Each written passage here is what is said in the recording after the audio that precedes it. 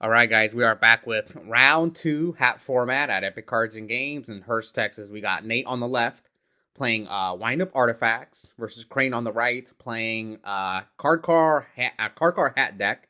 So because Creighton's going first, activates Duality, reveals Torrential, card car, and Bottomless. So I think looks like he has all monsters, so he's probably going to take the Torrential. Yes, takes the QCR Torrential. Now, these two have both done well in hat format already. Crane's got 3 wins in hat, while Nate's got how many? I think Nate's got 2.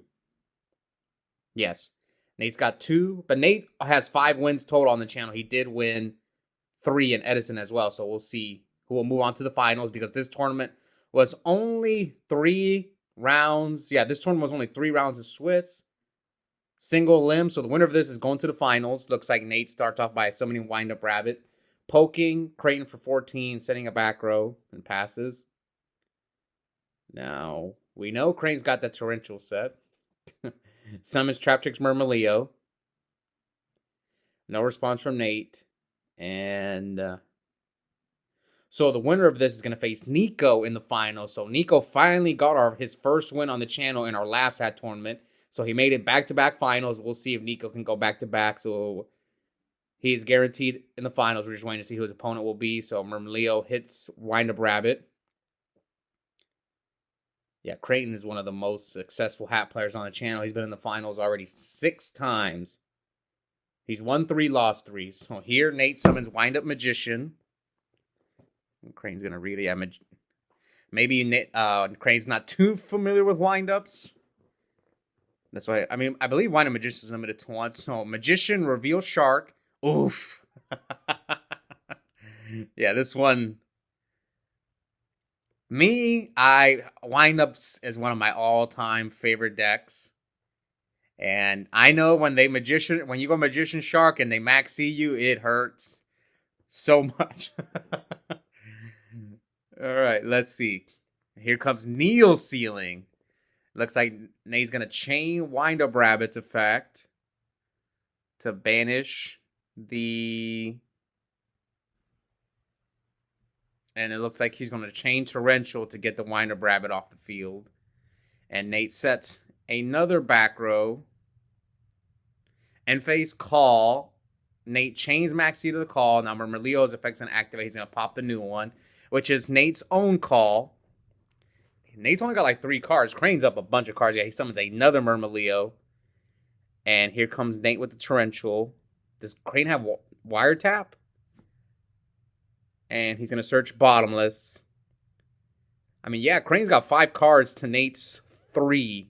So he's up 2 cards. All right, let's see if Nate can get out of this.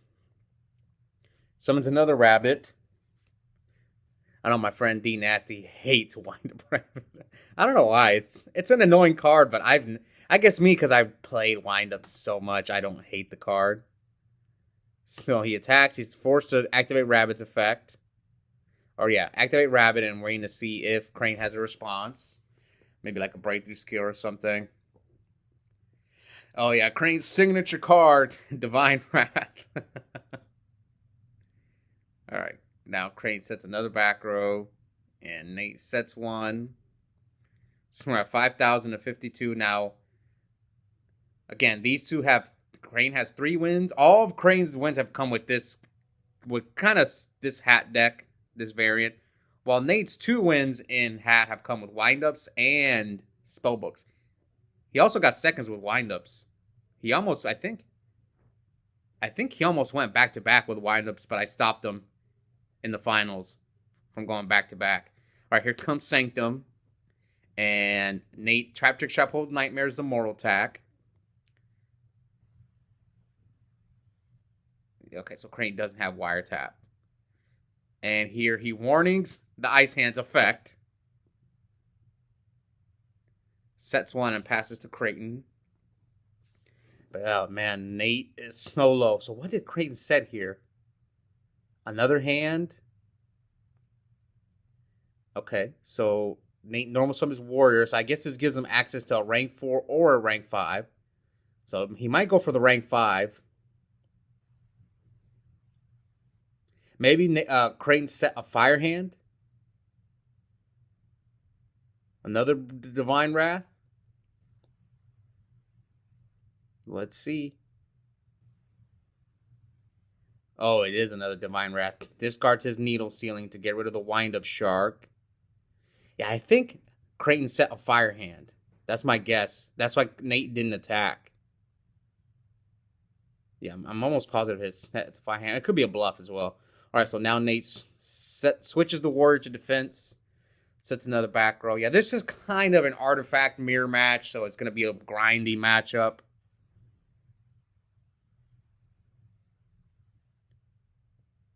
Okay. Come on, Nate. I'm definitely rooting for Nate. Well, Windup's one of my favorite decks, and it'd be nice to see Nate win twice with this deck. So yeah, I'm going to root for Nate. Here comes a Soul Charge from Nate. And he's going to bring back...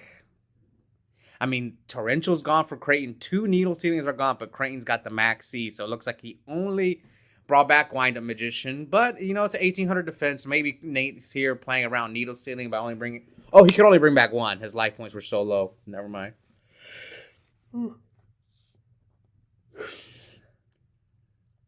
Maybe he's got protection and Creighton with the call. Now, will he get Morale Attack or Murmileo? So it looks like he goes Morale Attack. Pop. Probably Magician, yes. That was the right one. In case, you never know. Maybe he plays Call and calls like a rabbit or something. Okay, so Creighton dualities for Soul Charge. Divine Wrath and Needle Ceiling looks like he went for the Soul Charge. Maybe he needs a follow-up play. I mean, he's at 51, so... Moral attack the Warrior. Nate activates Compulse to compulse the Moral Attack back to his Crane's hand. Yeah, not looking good for our boy Nate. Okay. Here comes a Soul Charge. Now, what's he going to bring back? Murmileo. Double Murmileo, pop the back rows. Oof. And an Ice Hand. Yeah, leave him with no cards. But Nate is going to get his Moral Attack, though. Yeah, Nate's going to get his Moral Attack. One of his sets. And then here comes Chain Wing Blast. Discard the Beagle Talk. Put the Moral Attack on... Oh, no. Choose the Ice Hand. Put the Ice Hand on top of his deck. Now, Moral Attack's going to activate. Does he have something to stop the moral? Oh, he nightmares the Moral Attack. And Nate picks up his card. So Creighton takes game 1 in this kind of hat mirror, I would say. Except Nate's playing Wind-Up Artifacts. If only he would splash the Trap Tricks in his deck, we would call it the What deck. But he doesn't play hands, so it'd be W-A-T, What deck. Or What deck. But no. It's just Wind-Up Artifacts. Anyways, Nate rabbits and then sets 3. Now Creighton summons Ice Hand. Pokes Nate for 14. So Nate's going to have to pull off the Legacy 2-0 to get back to the finals. And if he does, it's going to be another hat deck waiting for him. Okay. Nate switches rabbit to defense and passes back to Creighton. So Ice Hand attack. Banish Rabbit, leaving Nate at 52. 4 back rows from Creighton. I like Creighton's watch, man. All right, let's see. So it looks like, oh man, this brings back bad memories. Getting max seed when you reveal Shark, it's so painful. I forgot who it was. Oh, I remember. So, during Wind-Up format, I think it was... I remember there was a lot of the top players in my locals were playing Wind-Ups with, like, no Magicians. And, I don't know, I never liked it, because I felt you kind of took away the power of the deck.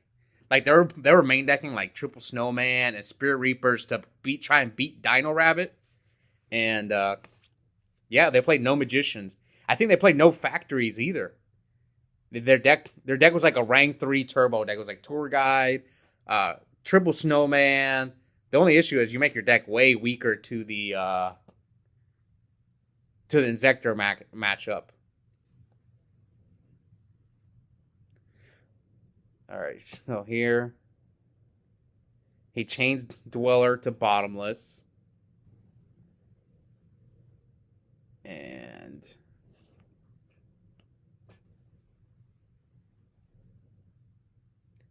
yeah, for those guys who were playing Yu-Gi-Oh at that time, that rank 3 version of windups, I remember Billy Brake kind of made it popular because Billy Brake used to live in my area, but now he lives in California.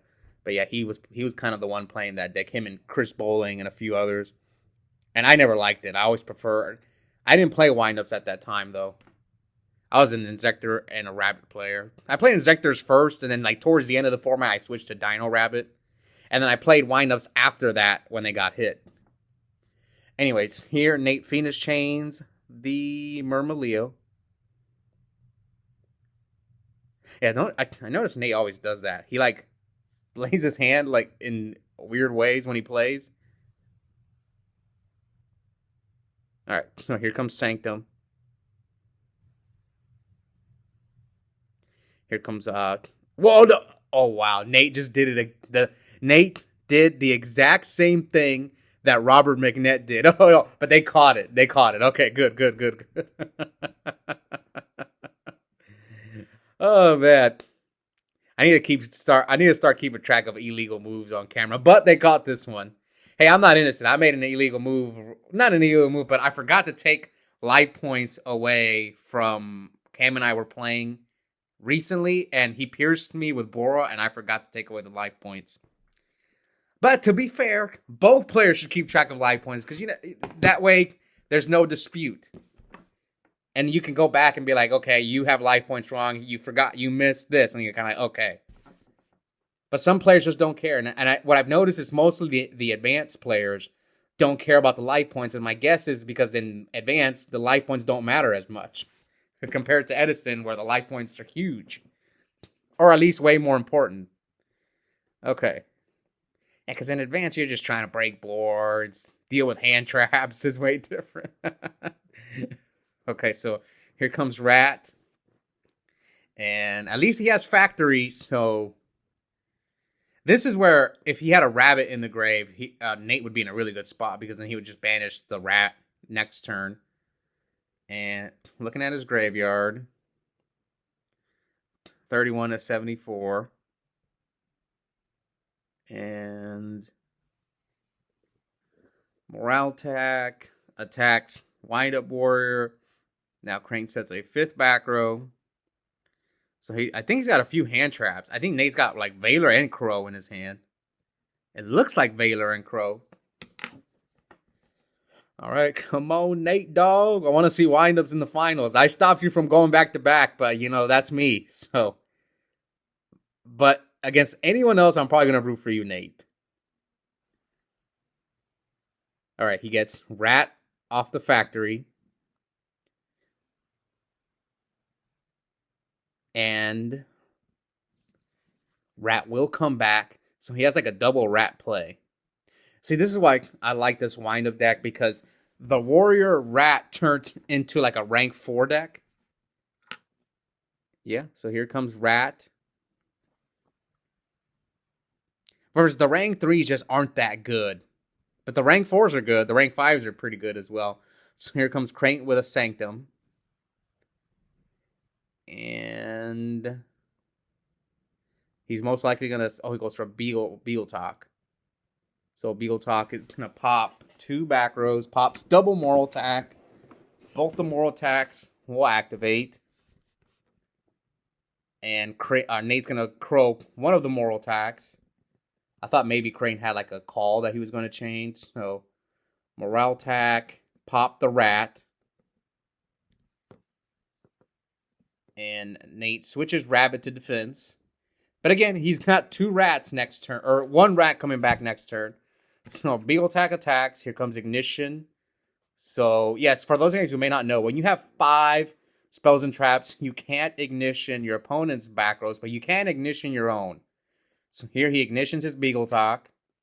Set Moral Attack. Beagle Attack's going to special summon itself and try to pop. Let's see. Activate Beagle Talk. Pop both. So they're both morale attacking each other. Special summon both. Chainlink 1, Chainlink 2.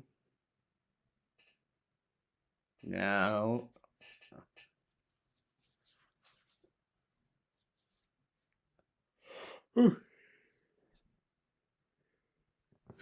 Here to use that rabbit, so the rabbit has no effect. Is that a Fiendish Chain? Or Torrential? Target both morale attacks. Why did the rabbit go? Oh, it's in the battle phase. Okay, he attacked over the rabbit with Beagle Talk. I think Creighton's got Soul Charge in his hand, so Creighton sets another back row. All right, this game is looking kind of promising for Nate now. He can do a lot. Yeah, he has a lot of plays because he can make Pallades, he can make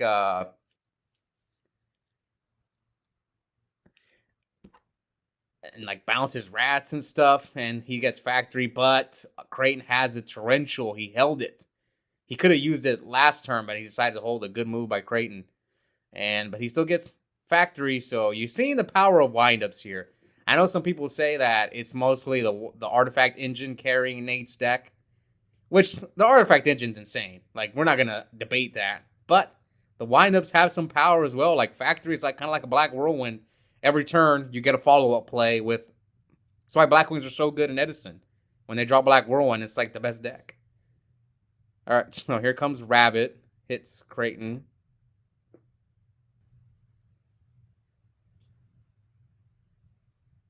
And for those guys who maybe want to see Nate's deck, his deck profile is up. Check out the deck profiles playlist. It should be on there somewhere. I know people like to see, always asking for deck lists. And I try mostly to only get people who win the locals. It's just my thing. I don't like to get deck profiles unless people win the local.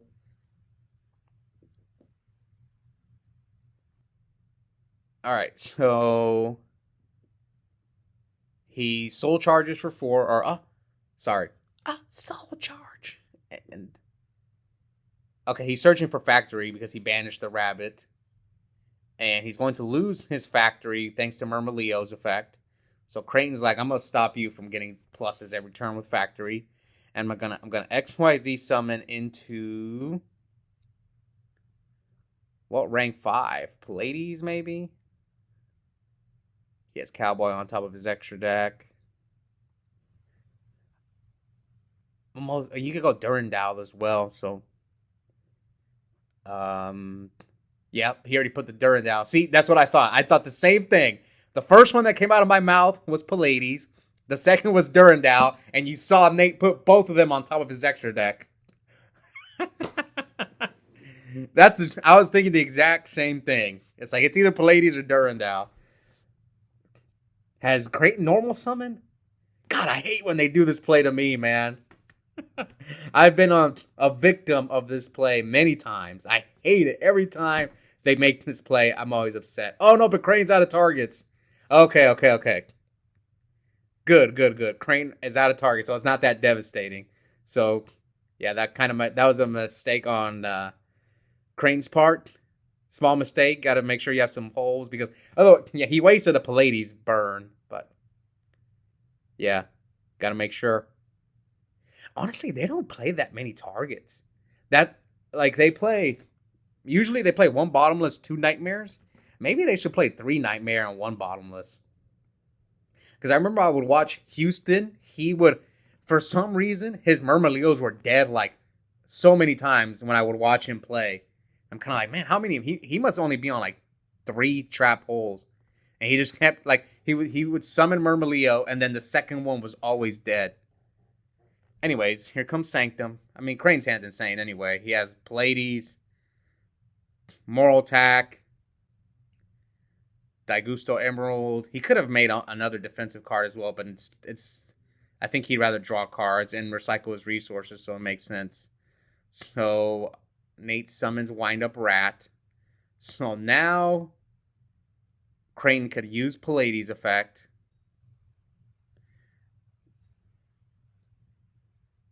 And Nate reveals Shark. Okay, this is... Yeah, now Creighton's in a tough... He has to make a tough choice. He's going to activate Rat's effect. Bring back Warrior. Yep, switch Rat to defense.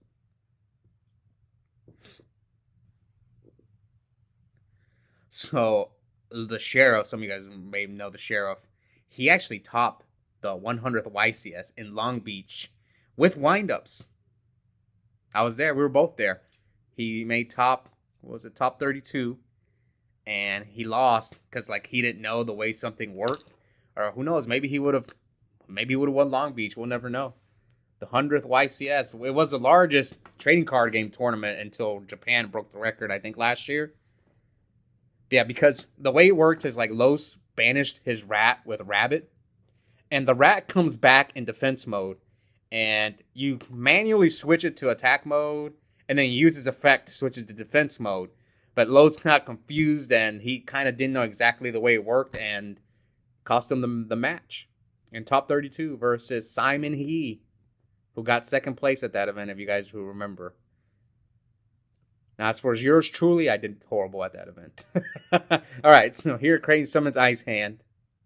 I played in Zector at Long Beach, and I did pretty bad in the main event. All right, so summon Ice Hand. Crash, tries to crash into Wind-Up Rabbit. And Nate's got Exciton. He's got how many? 3, 4, 5, 6 cards. 1, 2, 3. So they're even in cards, so he can't use Exciton. Or he might be able to use Exciton now because he's going to banish the rat, right? If he banishes rat, then he can use Exciton.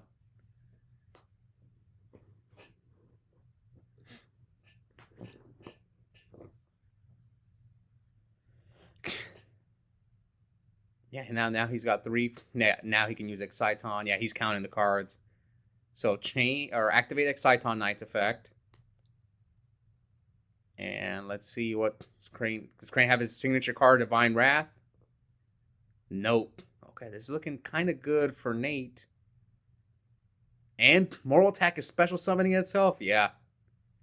Creighton picks up his card. So we are going to game 3. Who will get back to the finals in Hat? Again, 2 wins for Nate and Hat, 3 for Creighton. While Nate's got 5 wins total. So Nate, if he can win the finals, it'll be his 6th win overall on the channel. And Nate's done it with decks that you don't traditionally see perform well in both formats. His wins in Edison have been with twice with zombies. And what was the other one he got? I can't remember. Yeah, I know he won. Were all 3 of his wins with zombies? I can't remember. I know he won 2 of them with zombies. Maybe there's another one that he won with that I can't remember. All right, so Creighton's going first, game 3. Sets a back row and summons card. And again, Nate's wins in Hat have come with windups and spellbooks. 2 decks that I don't think are the top decks in Hat. I know there's spellbook players who disagree, but I don't think spellbooks is one of the top decks in Hat. I consider it more of a rogue deck. All right, so here Creighton summons Murmillo and adds Trap Trick Triple Nightmare. Creighton is going to ignition his Beagle Talk, set Moral Talk, and tries to activate Beagle Talk's effect. Creighton's going to chain Maxi, chain Debunk on the Maxi. Now, special summon Beagle Talk, pop Moral Talk. Moral Talk special summons itself, and Creighton with the Torrential. Okay, that was pretty good. Now he sets 3 and passes back to Creighton. Yeah, Nate's deck gets wrecked by Maxi. Now Nate sets 3 and face Call the Murmillo. Hits the middle one, which is Ignition, so Creighton is going to be forced to skip his next battle phase. Switches Murmillo to defense mode. Is he going to summon Car? I think he's going to summon Car. He's got Car, Maxine, and Pot of Dichotomy. So he summons Car. And here comes Sanctum. Creighton chains Maxie to the Sanctum. So he draws one. And here he's going to try. I mean, Nate's got like... Yeah, see, this is one thing about Nate. So weird. Look, he just threw his last card in his hand like all the way over there to the side of the mat. So sometimes you don't even know if this guy's got a card in his hand. Yeah. Oh, it's factory. It's a dead factory. I remember during wind-up format, some people only played 2 factory because it could get cloggy. And I'm thinking, yeah, but that card is so good, you have to play 3. It's kind of like, imagine people playing only 2 Black Whirlwind if it was at 3 in Edison format. And Wind Up Factory works in the mirror match. You can trigger it during your opponent's turn too. Oh, no, that card's too good. All right, so here comes Creighton with a Daigusto Emerald. Returns both, was it 2 cards? No, it was Maxi and another rank 4. Yeah, not looking good for Nate. He's got like 4 cards to Creighton's like 10. Or 5 cards to like Creighton's 3, 4, 5. Like 10 cards. So finally activates Factory. 2 factories. Summon Shark. Activate Shark. Creighton's got Maxi in his hand. Searches Rat and Shark.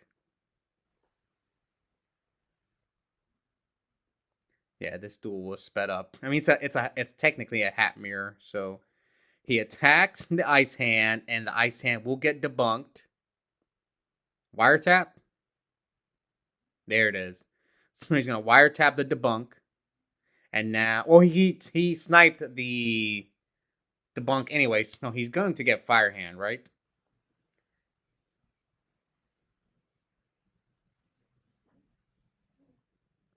I guess he doesn't, because maybe the debunk is no longer there, so I'm guessing he doesn't get it.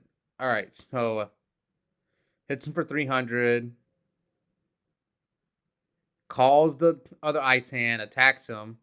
Yeah, if Creighton can't stop, yeah, he's going to go for Cowboy. So Creighton is going back to the finals, stops Nate from getting there with windups, unfortunately. I'm sad about it. But we'll see. Will Creighton stop Nico from pulling off the back-to-back wins in hat format? Now I'm going to root for Creighton because hat format will die if Nico somehow pulls off the back-to-back. At least that's what people at my locals are joking about. People are upset Nico won. They're thinking, oh, hat format's dead. And if he goes back-to-back, it's really dead. Anyways, check out the link in the description. I have a coupon code for 5% off Yu-Gi-Oh! Singles and product at Epic Cards and Games. The code is my first and last name, Oscar Zelaya, one word, all caps. And yeah, I'll see all you guys next time.